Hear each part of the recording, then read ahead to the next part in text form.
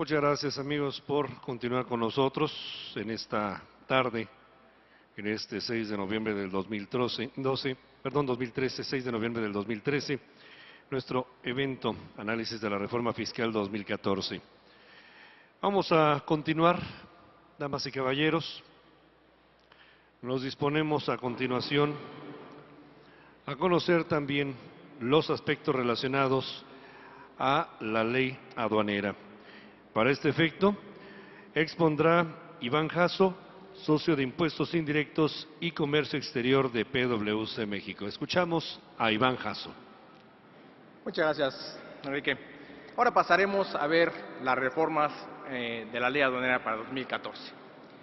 Es preciso decirles que estas reformas que vamos a ver son reformas realmente importantes. Obviamente hemos estado muy atentos a todas las reformas que hemos visto en estas horas, que también son importantes los cambios. Sin embargo, tengo la impresión de que dejamos pasar de largo un poco la ley aduanera. Venía junto con el Código Fiscal, tal vez no fue del todo vista. Sin embargo, es muy importante analizarla, y cuando la analizamos nos damos cuenta que hay un vuelco muy importante. Yo diría que es un vuelco de 180 grados. Me atrevería a decir que es un vuelco de fondo. Sin embargo, obviamente quería dar contexto a estas aseveraciones. La ley aduanera, como lo vamos a platicar, plantea una serie de situaciones de modernización sin precedentes, efectivamente, y ello sin duda porque la aduana misma se está modernizando. Llevamos ya un proceso bastante largo de modernización, más o menos unos 15 años, pero en los últimos 2 ya empezamos a ver algo mucho más tangible, la ventanilla única, donde ya empezamos a ver que la aduana ha resuelto a dar un paso verdaderamente firme en este contexto. Podría decirles sin lugar a dudas que hoy tenemos una de las aduanas más modernas del mundo. En una reunión pública que tuvimos con la autoridad nos vino a dar una plática y nos presentaron lo que ellos llamaron sus pilares de análisis de riesgo. Estos pilares nos dan cuenta de esta modernización de la que vamos a hablar. La aduana mexicana presentó sus bases de datos en análisis de riesgo en 3 grandes rubros.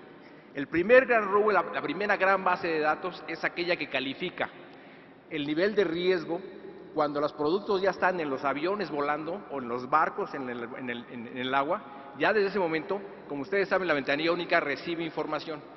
Esta información la analizan, me parece que son 117 individuos, personas dentro de la organización de aduanas, las cuales están haciendo este análisis de riesgo. La segunda identifica si estos productos podrían estar subvaluados.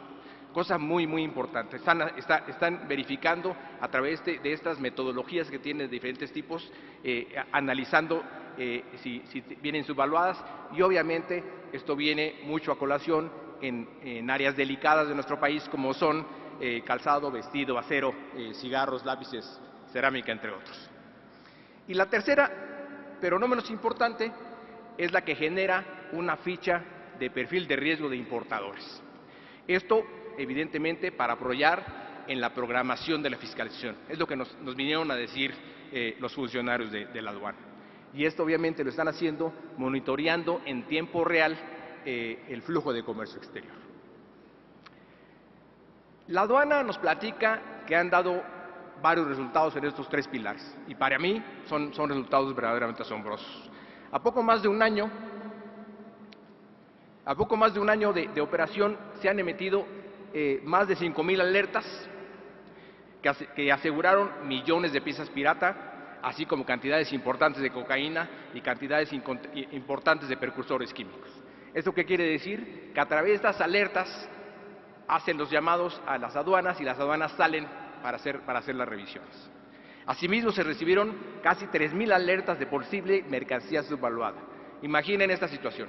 Estamos hablando de un análisis en el cual dicen, esta es posiblemente una mercancía subvaluada, vayan al puerto de Manzanillo, vayan al aeropuerto de la Ciudad de México, vayan aquí y verifiquen que efectivamente está sucediendo esto. Y obviamente esto no es nada más un asunto de estarse imaginando cosas, sino evidentemente están haciendo una metodología muy, muy específica.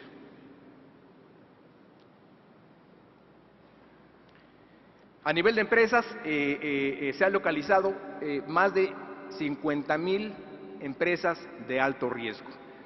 Señoras y señores, aquí no se trata de reputación, aquí no se trata de tamaño de empresa, aquí se trata del perfil de riesgo, de saber si las mercancías están o no en esa situación dada. Esto evidentemente nos da cuenta de una aduana mucho más proactiva que reactiva, y evidentemente está teniendo mucha más información de la que antes tenía, o su acceso era antes mucho más limitado de lo que hoy es.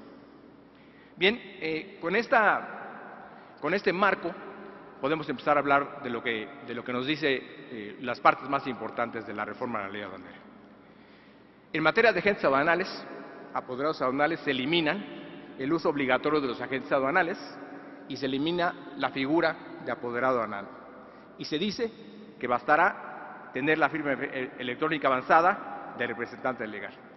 ¿Esto qué quiere decir? Pues efectivamente, después de muchísimos años de tener a los agentes aduanales como un uso obligatorio a partir de aproximadamente $3,000 y $4,000 para efectos de computadoras y demás, el tiempo nos está diciendo que las prácticas internacionales hacen que esto cambie. También es muy importante decirlo, los UPS, los DHL, los Expeditors, todas las empresas, las empresas grandes mexicanas, Logis, etcétera, evidentemente están encontrando falta de competitividad al tener a agentes aduanales enfrente de ellos para hacer este tipo de transacciones, cuando realmente son obligatorios. Evidentemente es un asunto importante. Es también importante identificar, para efectos de esto que estoy hablando, que somos uno de los pocos países que tiene esta figura obligatoria de agentes aduanales. Cada vez menos países tienen esta figura, y lo cierto es que independientemente de estas nuevas disposiciones, tenemos que entender con toda claridad que los agentes aduanales son gente muy conocedora, muy experta, que evidentemente ha sido muy necesaria para los efectos de los procesos de comercio exterior de este país, y que evidentemente también tenemos que analizar si ha sido nuestro representante legal para efectos de comercio exterior, si realmente vamos a seguir utilizándolo o no. Yo creo que es algo que no debemos pensar así en caliente, tenemos que hacerlo mucho más fríamente y pensar si realmente esto debe ser así. Otra cosa también importante es que tal vez en algunos casos algunos agentes aduanales no han sido lo suficientemente eficientes, y esto evidentemente hace cuenta de que esto empieza a cambiar. A mí me parece una buena idea, a mí me parece que finalmente la CARIM y la CLA, las confederaciones de agentes aduanales que tenemos en este país, evidentemente lo están viendo con buenos ojos, porque evidentemente no es un asunto menor. Como les venía diciendo, uno de los cambios importantes que se refiere al despacho de las mercancías es que se establece el despacho aduanero completamente electrónico, con documentos digitales electrónicos, reforzando con esto la actuación de la ventanilla única. Este asunto es muy importante, muy, muy importante. Anteriormente a esta nueva reforma, no existía una definición propiamente del pedimento, la declaración que tenemos para hacer importaciones y exportaciones. Ahora, la definición de pedimento, que evidentemente es un documento que nos sirve para despachar mercancías de importación y exportación, lo definen como un documento electrónico. ¿Esto qué nos quiere decir? Que tal vez, en ese sueño guajiro que yo tengo de no tener papel en este país, podamos pensar que ya no vamos a necesitar tener esas bodegas, esos edificios que a veces tenemos llenos de pedimentos, y que ahora sean los documentos electrónicos los que sean los importantes para esta situación. Evidentemente a mí me parece que nos están diciendo el documento papel ya no es necesario. Obviamente esto habrá que seguir modulando, habrá que seguir viendo las reglas, habrá que ver cómo recibimos los contribuyentes en esta materia, esta situación, si estamos preparados o no. Asimismo, se permite que terceros puedan solicitar la autorización para brindar la prevalidación de datos. Esto, como ustedes lo saben, la CARIM y la CLA son aquellos que lo están haciendo, y ahora con estas nuevas disposiciones en la cual ya no se hace obligatorio la agente aduanal, pues evidentemente se está buscando que otros actores, que no sean los importadores, sean quienes puedan hacer la priorización de datos.